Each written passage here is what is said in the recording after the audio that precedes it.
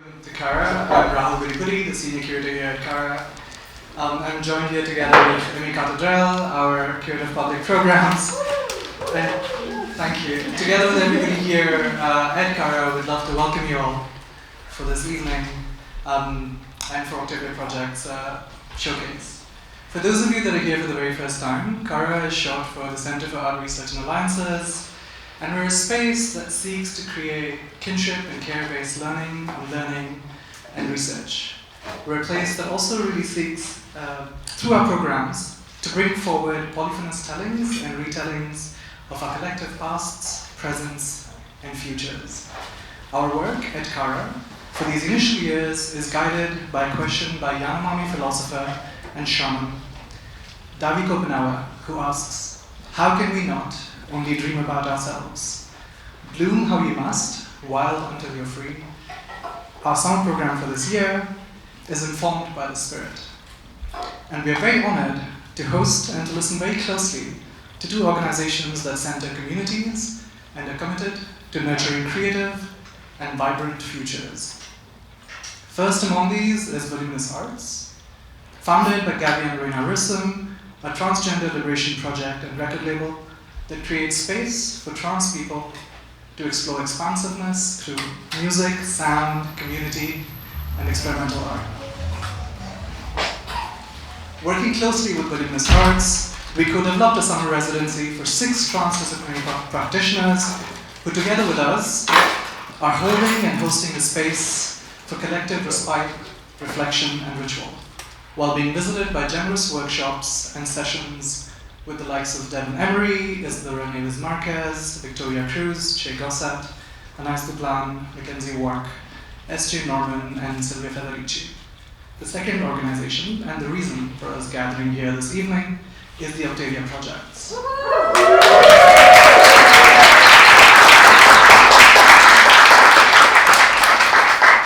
Co-founded by Megan McNamara and Hannah Porter, is an organization that brings together young women and trans and non-binary participants through their fees-free summer institutes and camps to seed, spark, and nurture the creative agencies of speculative fiction and world-making. We are grateful to all the participants for this year, to Megan, to Ananya, and everyone that has contributed to the Octavia Project's program this year for gathering with us today. We're honored again to celebrate all of your collective works and to give us a glimpse into these imaginaries that are already beginning to shape the futures to come. I would like to turn the mic over to my colleague, Emmy, who has had a close relationship with Octavia these past years. Thanks, Rahul. Hi, everybody. I'm so excited about tonight. As Rahul mentioned, I am the public programs curator here at Kara. I also oversee the bookshop that we're sitting in, which is in a very, very reduced state for today's event. But I welcome you to come during our regular open hours to see many of the books that are actually quite inspired or in constant dialogue with the thoughts and ideas that inform the OP program as well. I am also a very proud member of the Octavia Project Advisory Board for about four-ish, what is time, years, and some very somewhat mundane quick house notes for everybody. There are beverages over near where the hallway begins, and also that if anybody needs to use the restroom throughout the program, it's accessible via stairs or elevators just one level down in the cellar. And I also want to point out that in the next room, past the purple beaded curtains, there's a film program and books that were brought together to be in dialogue informed by the concerns and inspirations of both Voluminous Arts and Octavia Project. Finally, Octavia E. Estelle Butler has been with us actually from the very beginning of Kara, I want to say. We had a soft opening last summer with the artist collective duo, the Autolith Group, who launched their book Xenogenesis here, named after the original, I heard the original title of Butler's Lilith Boo trilogy, of course, which they found a deep inspiration from. And Butler has also just in general been with us from the beginning in the way that she is also an inspiration for imagining and dreaming beyond ourselves. And so with that, I am very pleased to welcome OP Board President Andrea I'm going to say that wrong, Kathy.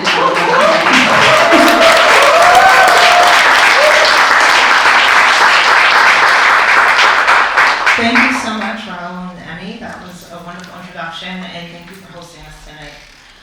Hi, everyone. How are you? Doing good? My name is Andrea Gavin-Levine, and I am the president of the board of directors of the Octavia Project. And I wanted to welcome you to our 9th annual summer showcase.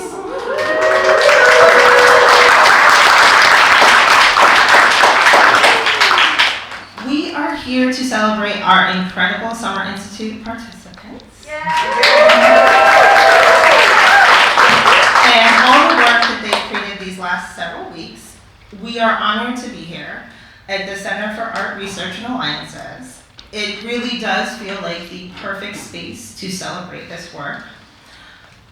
We see a lot of familiar faces here tonight, but some of you may not be familiar with our work. So I'm just going to talk a little bit about that.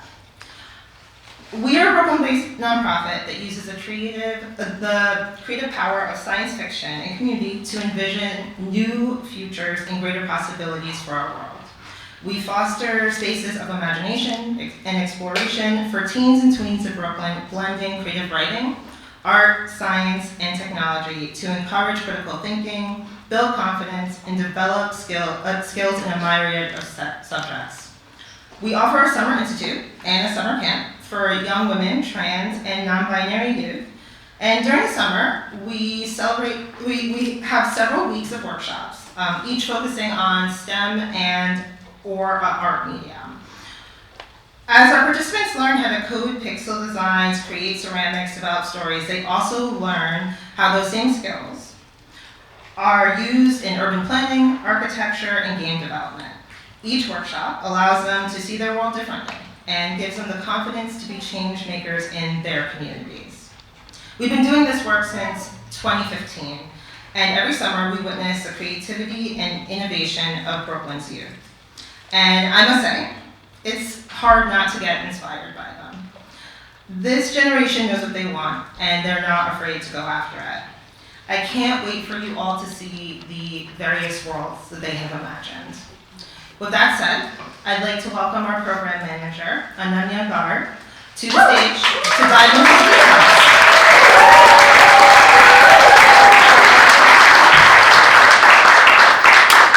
What's up, y'all? How you doing? Welcome to our Summer Institute Showcase. I'm so proud of all of the work that our participants have done this year, and I'm really excited to share some of it with you all today. So here at Octavia Project, we are inspired by Octavia Butler, and we use a speculative lens as we approach all the work that we do this summer. And every year we bring in new activities, and I don't know how we fit it all in, but this year we introduced 10 whole new workshops to our program. So we learned about plant medicine, we learned about mending and the basket weave stitch. We learned about how to make our own interactive computer games and emergent maps, which are on display in the back room. And we learned and were inspired by Ursula K. Le Guin, by Audre Lorde, and so many more amazing thinkers. And we also had the chance to visit the Interference Archives and the Brooklyn Museum on field trips, so shout out to those spaces as well. And I'm really excited to bring up two really important leaders in the Institute space. Those are our lead teachers, so please join me in welcoming Kania Hale and Angela Abiodun.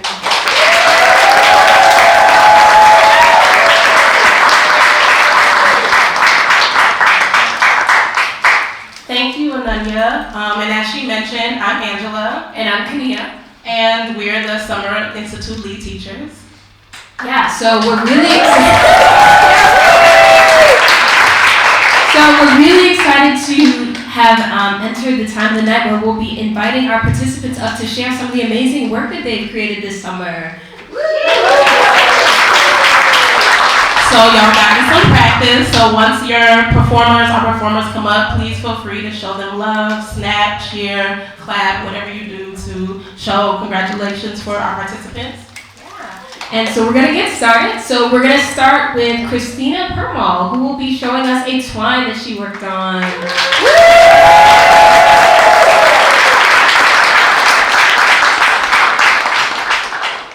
Hi, my name is Christina, and I'll be telling you a little bit about my twine. My twine, as you can tell by the name of it, the cloud who couldn't rain, it's about a cloud who can't make it rain. So my twine is basically about the cloud's discovery and journey to making it rain. And I'm not going to say too much about it because I want you guys to see what it's like. And something I thought you guys should know is I've liked writing since I was in 5th grade. So this is kind of my way of making a story with pictures. And I hope you guys enjoy. Thank you.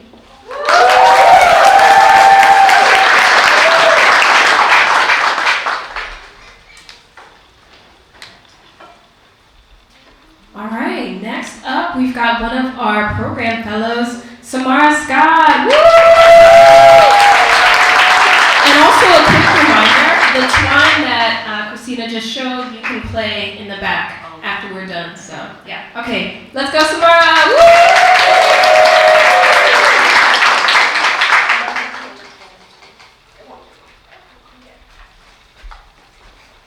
Hello everyone, thank you all for coming. My name is Samara Scott and I'm going to present the art pieces that I've done. I've picked out a few pieces that I thought meant a lot to me, and I would just like to take you into my world of my art process. So I'm going to start off with my art journey. How did I start? When I was 4 years old, I was watching a cartoon and I really decided that I wanted to draw one day. So behind the fridge there was a notepad, so I was like, let me grab the notepad and let me start doodling. And I sat in front of that TV with the Backyardigans on, and I drew my first drawing that I can think of, and I was just like, wow, I really like doing this. And that was 13 years ago now. And I've never stopped since. How long have I been at it?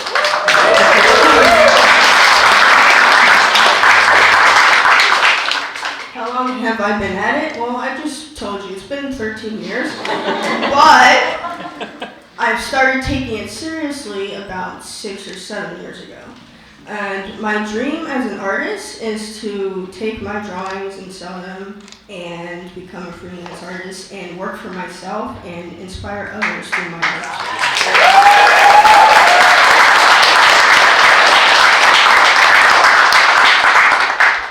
From pieces 1 and 2 right here, I basically came up with them using inspirations from other artists' pieces as well as my own imagination.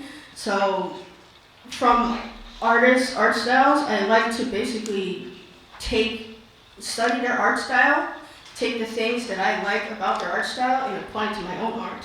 As we can see here with the overall aesthetic, the color scheme, basically the bright colors, that's the one that I really like the most. The bright colors and the techniques, which is basically just how you create the art.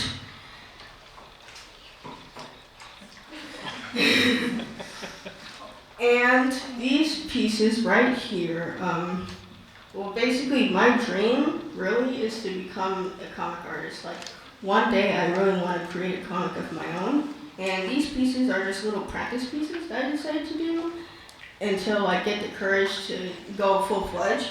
And I love doing these simple, cute styles because it's something that you can just take out your sketchbook, draw a little something for like a few minutes, and then you can look back on it and think, hey, I really did something cool and awesome. And that's my favorite piece right there. You see that character holding the other character's head? and then the headless body is just right there. I thought it was really funny, and that's still my favorite to this day. And I'm not sure if I'm going to make a better one than that. Look at it.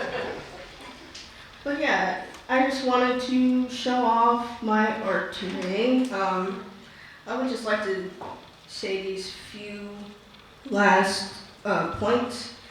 I'm just going to say that art is a very beautiful thing and it has inspired me to keep going for all this time because my upbringing was very challenging and art has basically just kept me afloat in a really massive hurricane, stuff like that, and I will never stop creating.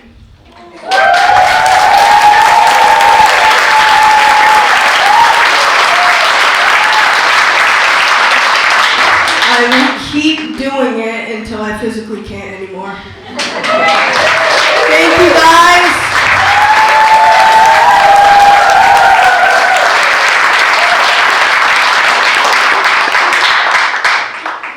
Wow, sorry, gonna make me tear up. All right, so next we have Lyric Alonso and Leanna Ranger, who will be reading a poem together.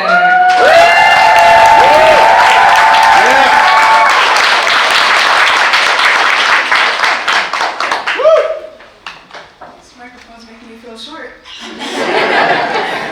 Well, I am short, but I'm Lyric. I'm Leanna. And we will be reading a poem, and it is titled "I Am Someone in This World." So our poem is actually like a mashup of the two I Am poems that we did at the beginning of the year, and we used both of our writing styles to add it on. Once again, the title is "I Am Someone in This World," and we'll begin now. I am stanzas written by the hands of an earthquake that is bound to form, ready to break the norms that are meant to be torn. I am nameless as a name is to be given and earned. I am uneducated, but I am willing to learn. We are two teenagers in a society where our dreams are not destined to work. I wonder if love is meant to be found or reformed. I watch as we build each other up for the fun of breaking each other down. I wonder how we name things and choose what they're made for. I watch as we take names and change their meanings to make life worth living for. I hear the screams of the trees as the seasons change, the trees that can't stay silent while they're locked in this cage. I hear my emotions and the cries of ghosts who have turned to the last page, ghosts who have cried and stayed to stay as the government looked away. Stay silent and listen. Listen to the silence bouncing from wall to wall. Listen as it enters your mind and poisons your heart. The world remains silent as people continue to live in pain. We make the aim to gain fictions impossible to attain. I want to help my family and the less fortunate too. I imagine my future and all the things I can do. I want to be in the percentage of the justice system that serves justice as a daily plan, but I understand that the world isn't in my hands. I understand that the world is selfish and thoughtless and cruel. We say effort never goes unnoticed by all. Some notice is just unnoticed by you. Change is bound to happen, definitely not this slow. Maybe it'll come from the next generation, but we'll never know. I am nameless to me, but Leanna to you. I am filled by the names from loved ones, lyrics, this, and all the other nicknames too. Regardless of our names and who we are, we will always be someone here, near, and far.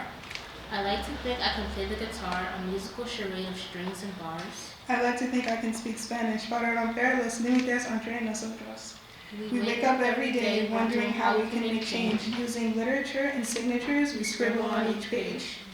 I try to achieve things I learn a different day, challenging my senses with experiences I can taste. I try to live and write without the burden of my past, challenging my mentality to keep everything intact. We hope the effects of our writing will stick and last. We are someone who is looking away from the past into the future, someone who will create and embrace a new culture. I'm someone in this world building a place for me and you. We can all be someone, that's up to you.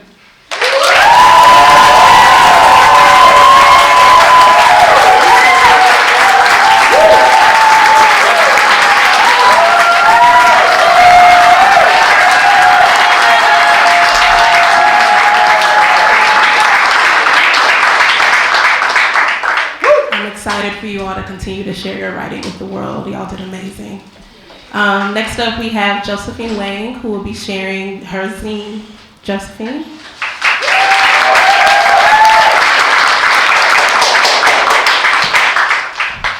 Hello, my name is Josephine, and the thing I'll be presenting today is a zine I created in our urban planning workshop.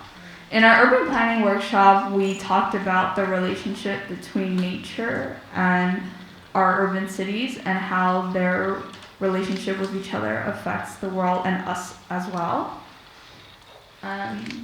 So what I did was I decided to create a new fictional plant. It's an invasive apartment plant, right? And it's called squatter flowers, and the name comes from squatters, who are people who live in apartment buildings without paying rent. And this is the male variant for squatter flowers. And yes, it's very creepy looking. So male squatter flowers are the predator version of squatter flowers. Their purpose is to look dangerous, to scare predators away, so that the female variant can focus on making more squatter flowers. So as you can see on the petals, there are human-like eyes. I took inspiration from peacocks, who have eyes on their tail. So when peacocks will open up their tail, it'll scare off the predators around them who believe that the patterns on their tail are eyes. And the stems that you see in between the petals are used to attach to the female squatter flowers. This is a way of transferring nutrients over to the female squatter flower, so the female squatter flower can also focus on reproducing. And you will notice there is a white thing in the center of the male squatter flower that is teeth, because male squatter flowers will eat small birds and rodents that get too close. Yes. And this is the female variant of the squatter flower. So you'll notice like a wispy kind of aroma around it, right? And that's an intoxicating scent the flower gives off. So the female squatter flower doesn't actually have any pollen. In the area where pollen should be, it's replaced by its flower seeds. So by giving off this scent, it attracts nearby bees to come and pollinate it so it can reproduce. So, as mentioned before, bees have a desire to pollinate female squatter flower plants. And when they inhale the intoxicating scent, their pollination rate actually goes up by 10%. So apiaries are trying to find a way to use these squatter flowers to combat the decreasing bee population in the United States. However, this is difficult because squatter flowers are invasive apartment plants. They invade apartments, and apartments are not a suitable place for bees to live. So I've come up with a design. It's called an apartment greenhouse. And basically we take old apartment buildings that are run down and we renovate them. So as you can see in the blueprint picture, there are large glass windows that allow for sunlight to shine in, similar to how greenhouses have. And at the really top, there's a sunroof that you can open so that if it's raining outside, the rain can come inside the building. And although this isn't shown in the picture, the floor of the apartment greenhouse is soil, so that plants living there will be able to properly grow. Yeah. And so, another way to combat invasive plants, other than finding positive uses for them, is, well, to eat them, as we do with other invasive plants and species. So obviously, can we eat squatter flowers? Well, no, we really can't. Yeah, sorry guys, So, female squatter flowers are protected by the International Plant Protection Convention because they are used, as I mentioned before, to help with the bee population. So that only leaves the male squatter flowers, but because they're carnivorous and they eat meat, they have a substance that's similar to human stomach acid to help break down the things that they eat. And that's poisonous, so we can't eat that. So that leaves the stems that attach to female squatter flowers. So what can we use those stems for? Well, we can use them to make honey, and we can use them to make into a glaze. So if we dry the flower stems and we mix them and we grind them into a powder, we can combine that with honey. So for a slightly bitter coffee-like aftertaste. It goes well with light creamy cheeses and toasted bread. Perfect for, afternoon tea, hanging out with friends. And then the glaze, it's similar to simmering fruit. When you put it on a boil and then you can turn it into jelly and stuff. Well, this glaze, again, slightly bitter because the stems are bitter. They can be used in desserts and even savory dishes like steak. Yeah, very delicious. So, obviously, with invasive plants comes theories about where they originated from. Squatter flowers appeared out of nowhere, so obviously people will begin to theorize what they actually are. And the most popular theory as of now is that squatter flowers are the eyes of God. Wow, dramatic. Whoa. Right? And this theory is backed up by the fact that the eyes of the flower petals are really similar to human eyes. And these eyes bear a resemblance to eyes on biblically accurate angels, as shown in the column over there. However, this plant is not mentioned at all in any religious or sacred text, so the theory remains unsupported. And that's it for my Zine. Thank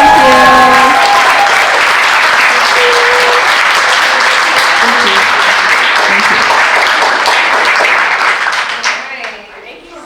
Josephine, that was amazing. All right, so next we have Anissa Ramatar, who will also be showing us her twine. Woo!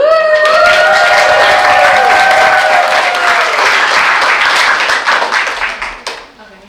Hi, my name is Anissa, and my twine is called The World or Me. In this world, okay. In this world, it's based in the future, and it's the year 2045. The population was 10 billion, but 2 years ago, in the year 2043, people started to die of this disease.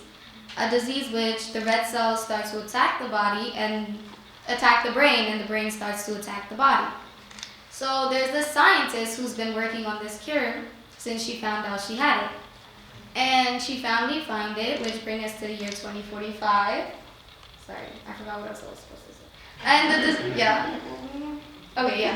And in the story, you get to customize choices, like what are the characters' name, if you live or you die. Some of the choices choose for you whether you live or die. You don't know which one does. If you do live, well, everybody knows about the cure, you save millions of people, but you lose your family. But if you do die, no one knows about the cure, and this puts your daughter in a life-threatening situation because this disease becomes genetic over time. And as you play the story, you meet new people, and one of those people is a government operative who knows about what the government is trying to do, which is kill people off to lessen the population.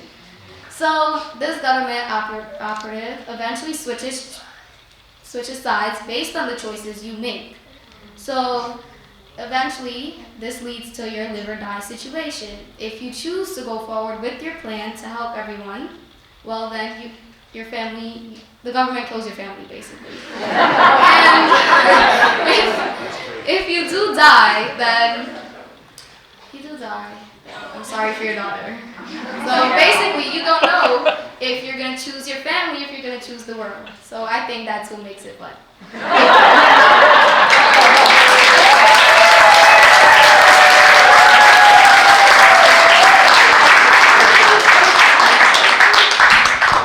Thank you for sharing that rundown of your story, Anissa. Also, if you're interested in running through her twine, it can also be played in the back. Live or die, we don't know.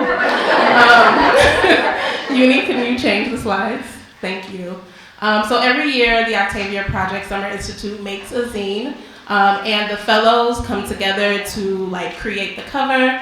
And this year, one of our fellows, Ava Letterman, created the base of the zine, of the photo, which is Octavia Butler in the center. And then she solicited plants from the participants that they made up over the summer. I think it had to do with the fact that we read This Poisoned Heart, which, if you're interested in a great YA book, that was the book that grounded us this summer. And so I think I see squatter flowers. I see a couple of other plants that I have not been able to meet yet, but this will be the cover for the zine that will be coming out soon. Round of applause for Ava. All right, can we have one more round of applause for all of our participants?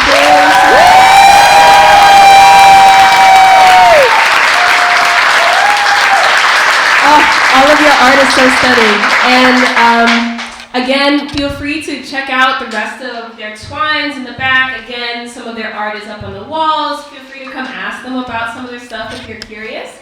And also, again, we will be having volume 4 of the Octavia Project zine coming out later this fall. Woo! And that will include a collection of all of our participants' work, so you can put it on your coffee tables and share it with your people.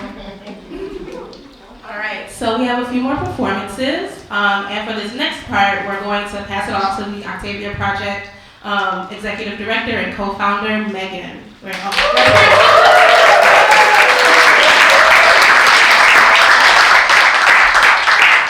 you, Angela. Thank you, Kania. Hi, everyone. So good to see you all. So yes, as promised, we do have a few more performances, but I'm going to give you a little context about these upcoming performances. So earlier this year, we launched a new program with the Brooklyn Speculative Fiction Writers, and we launched a writing mentorship for our participants and alumni. So 5 of our participants and alumni were selected and paired with professional writers from the Brooklyn Speculative Writers community. And mentees and mentors met once a month to talk about writing and to fine-tune mentees' short stories. So to really hone them, finalize them, polish them, get them ready to share with the world. All of our mentees did really, really incredible work, and we're so proud of all of them. And I also want to give a special shout out and thank you to the mentors, Jonathan, Marcy, Liam, and Carlos. So let's give a shout out to them.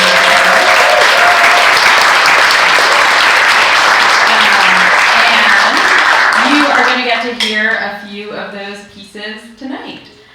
So first, I'm going to welcome up Constellations mentee and OP alumni Bria with Bria's mentor Jonathan. So come on down, Bria.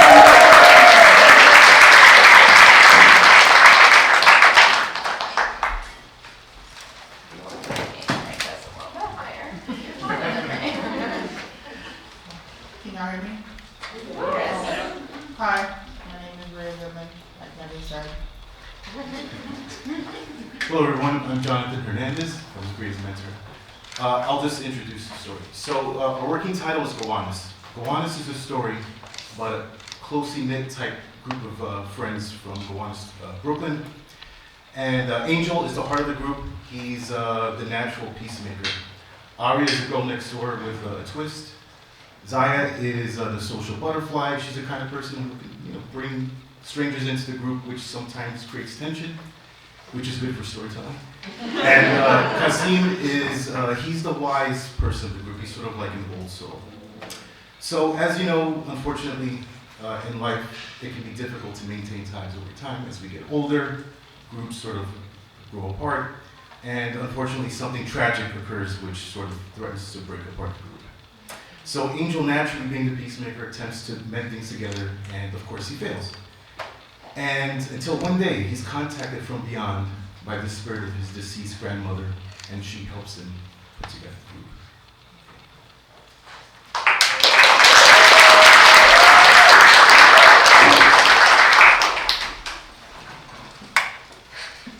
And the last chapter of the story is about two main characters, Zaya and Kasim. Zaya is reconnecting with Kasim to make sure they're still on good terms. Zaya is in her pink room, laying across her canopy bed. Her bed sits horizontally next to the window, and her MacBook lies in front of her. Before she opens up the Messages app to text Kasim, she looks at her laptop's wallpaper. It's a picture of her, Aria, Zahir, Lainey, Kasim, and Angel. She looks at Kasim's face and thinks about what she's gonna say. Nothing too corny or needy. She goes over it quickly, trying not to overthink it, and clicks on Messages to text him. Hey, Zaya. Hey, hand waving emoji. Kasim responds quickly. Kasim, hey Z, what's up? Zaya sees his text and starts to blink on what to say. She breathes and rubs her chin. She types fast. Zaya, nothing much, just laying down. How about you? Where are you? Kasim, outside getting some food for my mom with my brother. Zaya, oh, tell them I said hi. Look, I'm sorry about earlier. I didn't mean to put you on the spot like that or make you feel like you can't be open and honest with me about how you truly feel. That was never my intention. I really am sorry, Kai. I hope you're not mad at me. Kasim, Z, it's okay. I said what I had to say and I'm good. No need to apologize. Zaya, I know I still wanted to because I didn't like how we left things earlier. I didn't like how I made you feel. I felt bad and I don't want to do that again. Kasim, we're still good, trust me. Zaya, okay, I'll take your word for it. I know this is mad random, but I miss you like real bad. Crying emoji. Kasim, laughing emoji, not the Carisha quote. For real though, I miss you too. Zaya, laughing emoji. A loud bang goes off near Zaya's building and echoes down the street. Zaya starts to feel the nervousness build up in her stomach. She lifts her head up from her laptop and looks at her window, wondering where the sound came from. Oh, F-bomb. What would, well, sorry, I have to mention it. What the fuck was that? She asked interested. So, she looks at the messages window on her laptop to check the time on Kasim's last text, and notices that he still didn't text her back. Two loud bangs go off again. Zaya rolls on the other side of her bed to get away from her window and clings to the wall. Zaya panics and reaches for her iPhone on her nightstand to text Kasim to make sure he's okay. She texts him quickly multiple times, hoping he'll answer. Kasim, answer me. She feels uneasy waiting for his response. Zola bursts into Zaya's room. Mom! Zaya cries out. Zola goes over to Zaya and holds her. Zaya starts crying and continues to text Kasim. Are you okay? What happened? Did you get a bang? Where are you?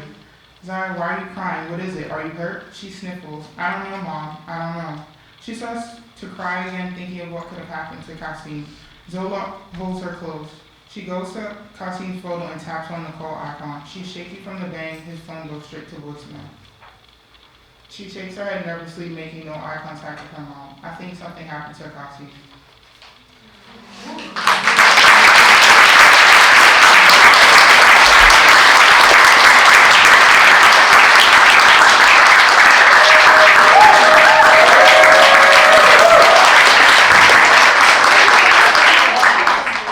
Thank you so much for that, Bria. I cannot wait to read the rest of that story. So one really exciting part of this mentorship is that mentees have the opportunity to have excerpts of their stories read by professional voice actors, which will be played on the Kaleidocast podcast, which is a podcast of the Brooklyn Speculative Fiction Writers. So make sure you check out and subscribe to that podcast.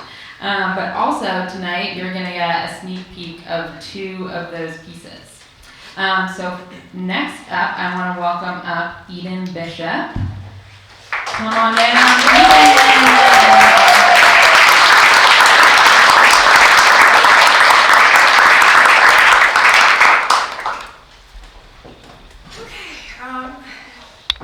Hello. So as you already know, my name is Eden Bishop. I'm a former participant, fellow, and teaching fellow of the Octavia Project. So thanks to the help of the Constellations Project and my mentor, Liam Burke, I've been able to bring my short story, Hunger to life. The story is about a young woman named Sugar living in an apocalyptic version of New York. Taking place years in the future, an alien attack has racked the city to its core, leaving the Earth inhabitable. In an attempt to offset this tragedy, Sugar's alien friends, Vivian, Hikari, and Sorella, go out on missions to eradicate the less peaceful aliens, collect food, and gather supplies. But there is a much more dangerous threat that lurks beneath the friendship. One that will force Sugar to confront it with fear, only to uncover a new one. I'd also like to give a content warning for people with arachnophobia and for blood and injury. It's nothing too wild, but this is a horror story, so expect something bad to happen. And I hope you enjoy.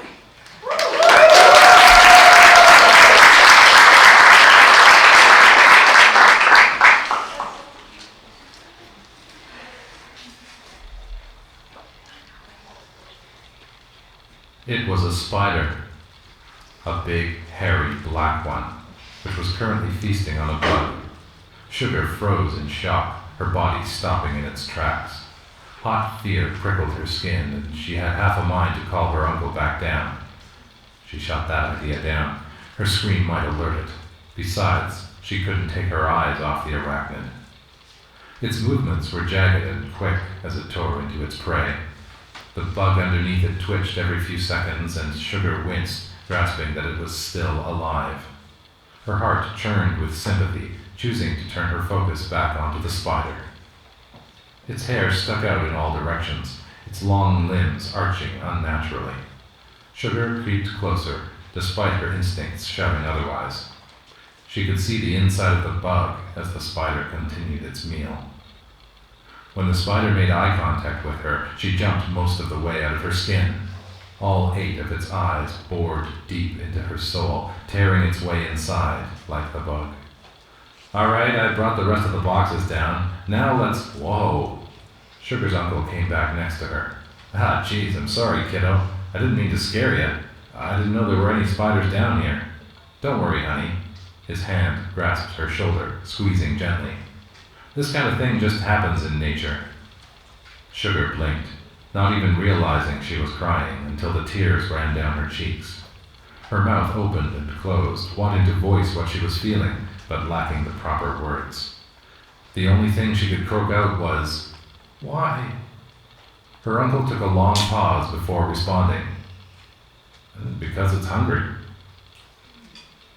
Like then, Sugar felt herself transfixed from fear, and her face contorted into a horrified expression. There was Hikari, hunched over. She couldn't tell who the other body was, but the telltale sounds of squelching and bones cracking underneath teeth were clear enough. She wanted to run, to bolt out of the door, but her legs wouldn't move. Like then, she was unable to speak, the wetness of her cheeks the only way she knew she was crying. She opened her mouth, but couldn't find her voice. All that came out was a strangled noise at the back of her throat.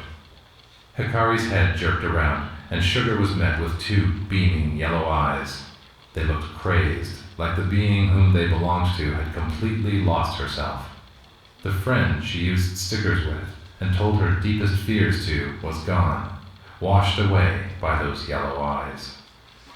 Sugar peered down to see a limb resting in Hikari's mouth, torn and ripped apart, sharp, jagged teeth protruding from her gaping maw.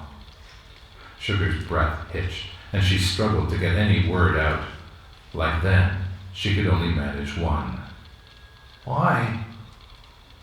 Hikari's mouth grew into a terrifying grin, dropping the meat, showcasing her blood-stained teeth. Her neck tilted to the side in a way that would have broken a human one. She dragged her body closer to Sugar, self-inflicted bruises patterning her skin. Sugar stumbled back, bile rising. Sentience bled back into Hikari's gaze as she whispered, "I was hungry."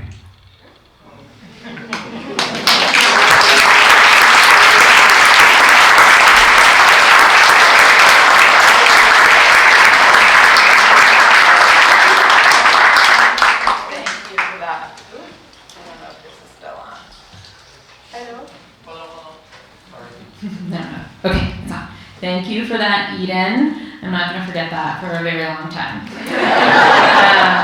Okay, last up, we have Leah Letterman. Leah, please come on down.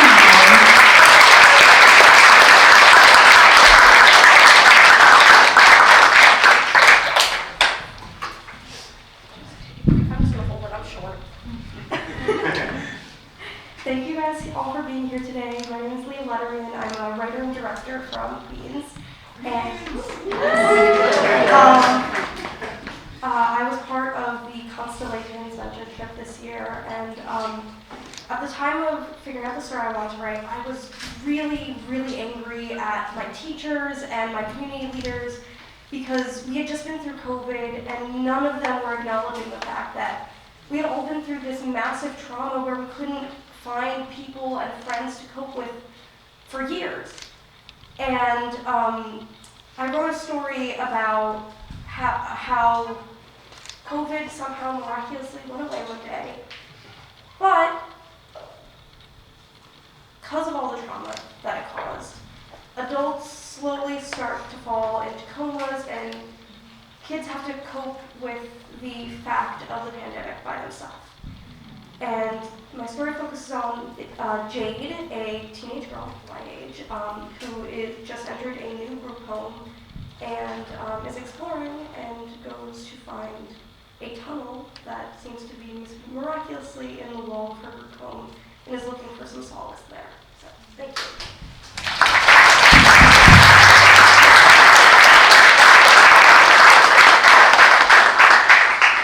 Jade wants to get out of the tunnel as fast as possible. She runs toward the far light, hoping the little bulbs will point her the way out.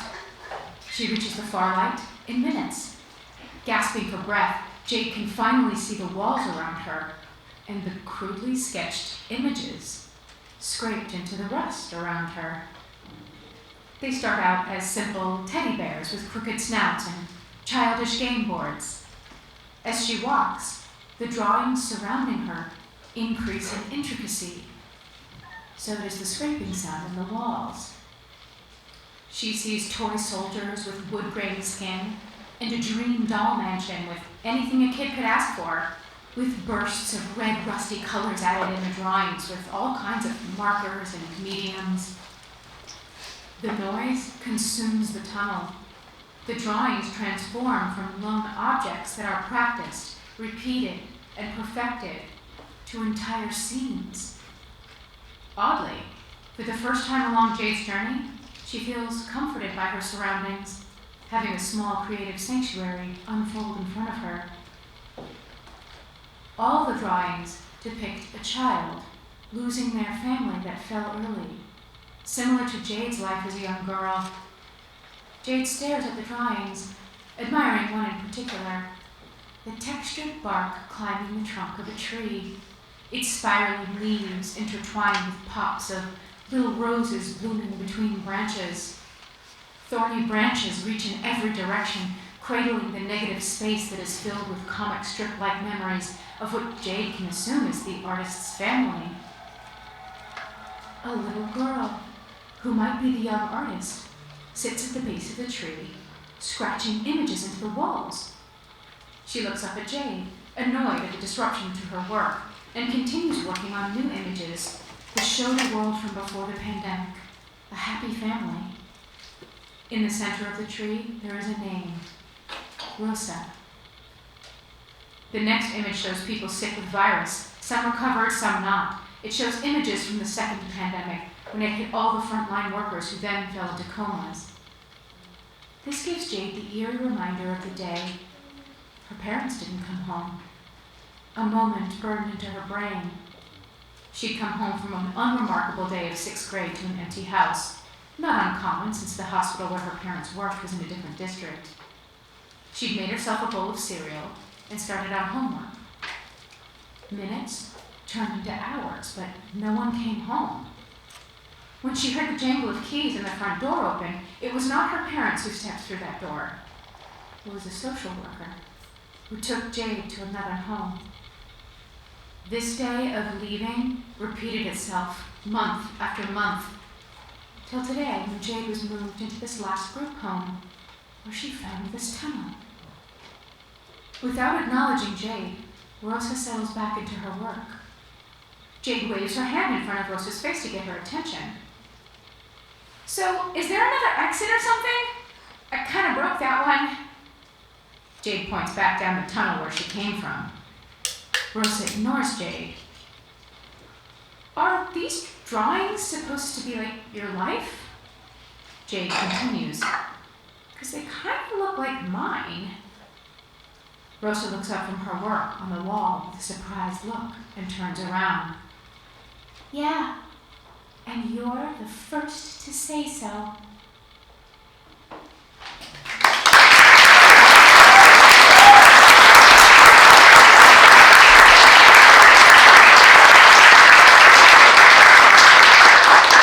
Those were incredible. Let's shout out the readers, the performers.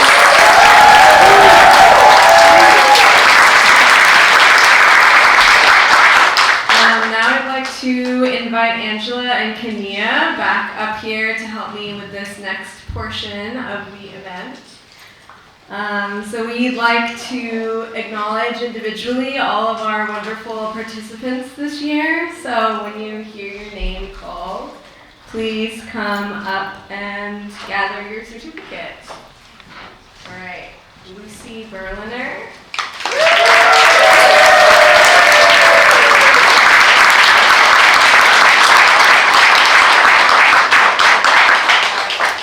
Lyric Alonso.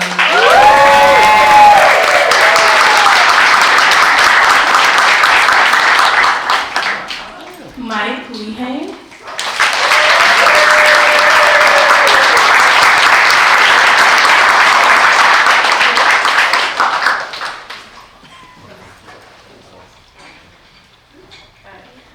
Nicole Efferson.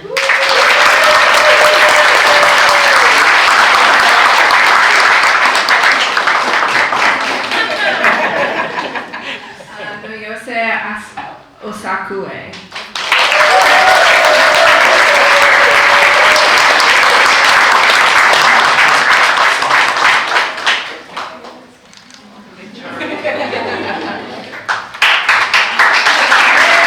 Rowan Strickland.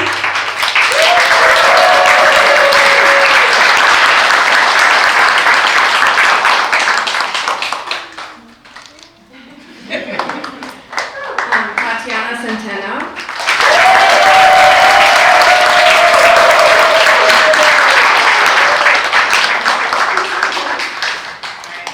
Kylie Jackson.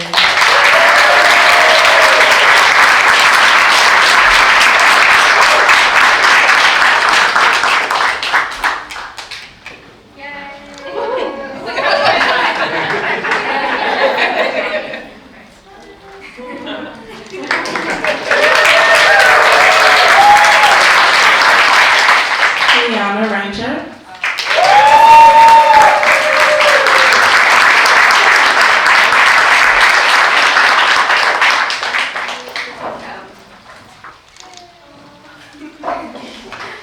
Josephine Wang.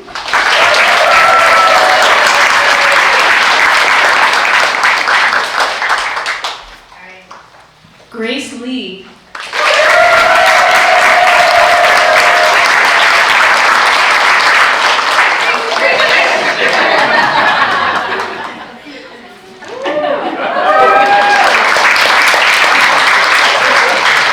Cypress Cousins.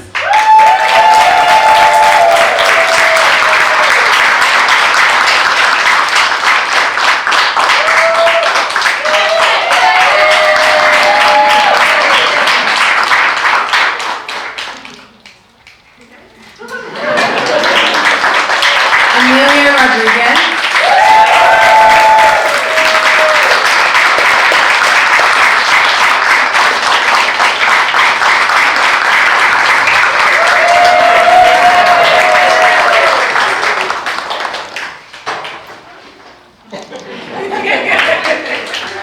Christina Perma.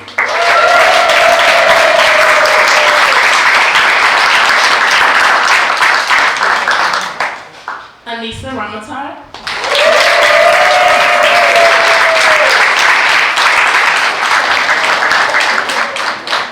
And then the next folks that we're we're going to be calling out our fellows who played a really important role this year as leaders in the space. So first up, we've got Leah Letterman.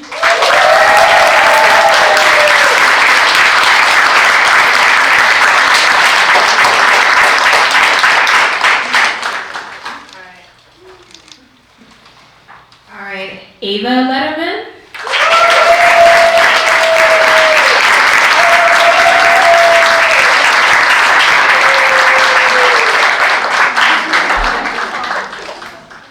Xylon Everett.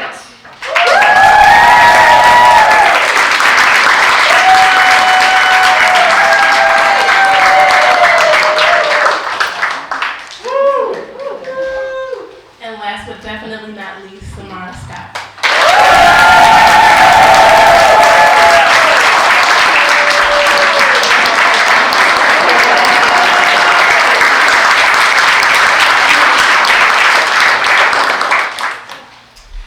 Yeah, congrats everybody, and I would like to bring Megan back up.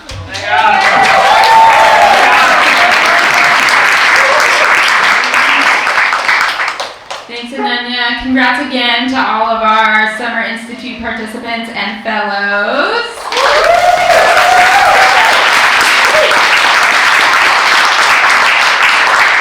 I want to express my gratitude to everyone who helped make both of our summer programs possible. As Andrea mentioned, we run 2 summer programs each year, our Summer Institute and also a summer camp for middle schoolers. So thank you to all of our teachers, Angela and Tania, also Arushi, Cheyenne, and Autumn. Thank you to our amazing program assistant and slides manager, Uni. Of course, our amazing and incredible program manager, Ananya. I also want to thank our very dedicated advisory board and board of directors.